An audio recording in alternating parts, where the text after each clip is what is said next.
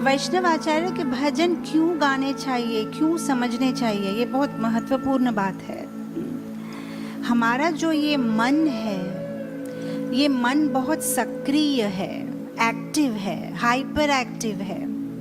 ये मन कभी आराम नहीं करता। शरीर आराम करता है, जब रात को हम सो जाते हैं तो शरीर आराम करता है, पर मन आराम नहीं करता। मन आराम नहीं करता, इसीलिए तो स्वप्न आते हैं, क्योंकि मन आराम नहीं करता। और मन का और शरीर का जो स्वभाव है बहुत अलग है।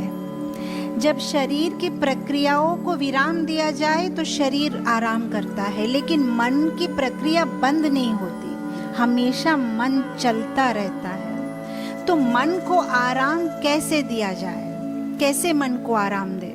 तो मन को आराम देना मतलब मन को ऐसी कोई चीज की तरफ ले जाना जिसको देखने से मन शांत हो जाएगा।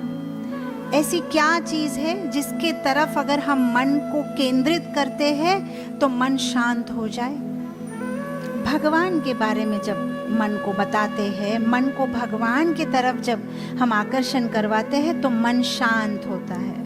अगर मन भौतिक वस्तुओं की तरफ देखता है तो मन शांत नहीं होता है। साधारण हमारी एक मेंटालिटी ये है कि हम सोचते हैं कि मन को शांत करना मतलब कोई भौतिक सुख देना, लेकिन भौतिक सुख से मन शांत नहीं होता है। भौतिक सुख से मन और भी उत्तेजित हो जाता है।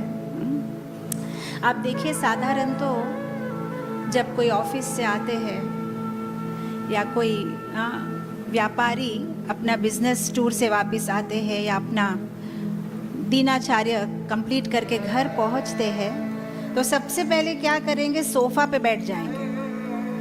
क्या करना चाहेंगे? अपने शरीर को आराम देना चाहेंगे, और उसके बाद हाथ जाएगा टीवी के रिमोट के ऊपर और सोचेगा मैं थक के आया हूँ, थोड़ा देर टीवी देखूंगा तो मेरे मन को आराम मिलेगा, मेरा मन फ्रेश हो जाएगा। हालांकि उसका विपरीत होता है, मन को आराम उसमें नहीं मिलता है, मन उससे उत्तेजित होता है। क्या देखते हैं हम टीवी में? टीवी में हम जो देखते हैं वो हमारे मन को और उत्तेजित करता है, और भौतिक विषयों को पाने की इच्छा होती है। जब हम टीवी ऑन करते हैं, टीवी में जो विज्ञापन आते हैं वो हमारे मन को और चंचल बना देती है। आप साधारण तरह से टीवी देख रहे हो, लेकिन टीवी में विज्ञापन आता है, विज्ञापन में ध्वनि बोलता है, अगर आपका टीवी एलसीडी नहीं है तो वो डब्बा है। इमीडिएटली आपके मन में दुख होता है कि मेरा टीवी डब्बा है, मुझे अच्छा एलसीडी टीवी चाहिए। आप सुबह ब्रश करने जाते हो, आपका कोलगेट हाथ में लेते हो, आपके मन में विचार आता है मेरे कोलगेट में नमक नहीं है, क्योंकि टीवी में बोला था कि कोलगेट में नमक, गरम मसाला, काली मिर्ची सब होना चाहिए। मेरे कोलगेट में नमक नहीं है, मेरा टीवी एलसीडी नहीं है, मेरे फ़ोन में टच नहीं है, मेरे फ़ोन में इतना पिक्सल का कैमरा नहीं है। उसका मतलब क्या हुआ? टीवी देखने के वजह से आपका मन उत्तेजित हो गया, आपके मन को आराम नहीं मिला।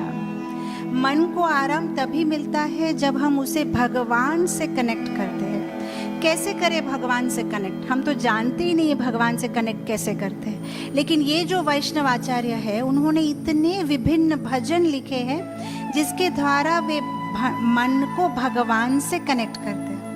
अब कोई बोलेगा कि ये वैष्णव आचार्य के जो भजन है ये तो उनकी पर्सनल प्रार्थना है, क्या हमें हमारी पर्सनल एक्सक्लूसिव प्रार्थना बनानी चाहिए, या हमें उनकी प्रार्थना को हमें दोहराना चाहिए? क्योंकि आप ही बोलते हो कि भजन या पूजा या स्मरण तो दिल से होना चाहिए, वाक्य किसी का कॉपी करने से कैसे मन से होगा? ये जो वैष्णव आचार्य बोलते हैं ये तो बहुत ऊपर की स्टेज में है, हम तो अभी बहुत छोटे भक्त हैं। वो जो बोलते हैं वो शायद पूरा पूरा हम अपने मन में उसको ग्रहण भी नहीं कर पाते, लेकिन फिलहाल क्योंकि हम भक्ति में नए हैं, वो जो बोल रहे हैं उसे हमें तोते के जैसे रटना है। फिर धीरे धीरे तोते के जैसे रटते रटते एक दिन भगवान की प्रार्थना करना, भजन करना वो हमारी आदत बन जाएगी। और जब वो आदत बन जाएगी तब धीरे धीरे हम अपनी भजन भी अपने दिल से अपने मन की रचना की हुई भजन से भी भगवान की प्रार्थना कर सकते हैं। क्योंकि ये तो ऐसी बात हो गई, अगर किसी को पहाड़ चढ़ना है, पहाड़ चढ़ना बहुत मुश्किल होता है, लेकिन अगर मैं आपको बोलूं कि पहाड़ चढ़ने के लिए वहाँ कोई रास्ता नहीं है, आपको रास्ता भी बनाना है और पहाड़ भी चढ़ना है, तो आपको बहुत मुश्किल लगेगा।